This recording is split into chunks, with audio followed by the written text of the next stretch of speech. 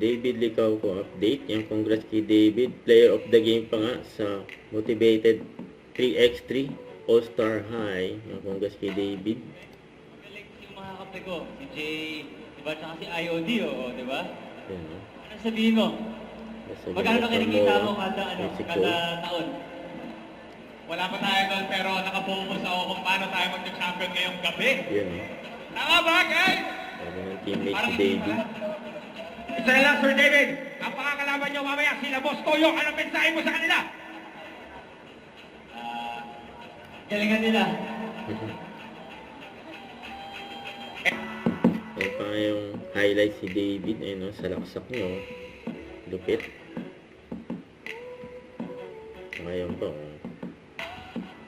Ayun, tapang nga tao. Ayun, si David nagpanalo. What a game we just saw, Coach. David Licauco. Ayun, si David. May interview na si David. Pagpasok lamang niya. Player of the game, none other than David Licauco. David, congratulations. So this is a story of redemption, especially from your game earlier. What was your mindset coming into this match? In the first game, for the very happy. First game. So, after game, sobrang really good. Minsan, when you're excited, you might get anxious. So, a while ago, I was really anxious. Siyempre, hindi ka about the player. So, yeah, but then again, the whole team effort. Diba? Kasi a while ago, halos wala kaming team members.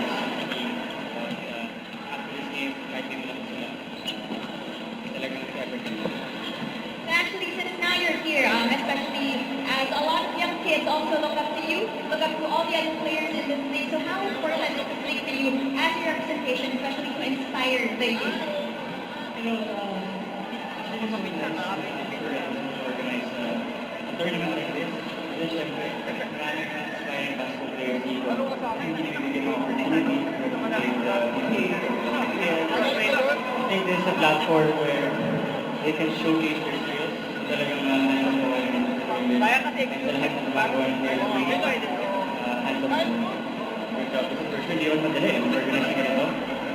Going back in the question. Sorry, so how important is your representation and all the other influencers and influential people here, especially for the youth? Well, kami may iba yung fields na pinagagalingan natin. For me, I'm acting, I'm also in business. So parang, so nice na, yung basketball kami, may passion sa sports yun. And yung sports yun, activity ng sports, very active.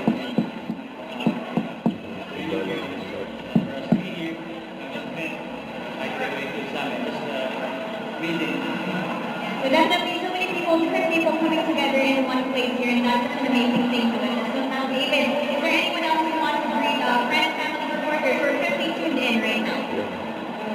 Watching,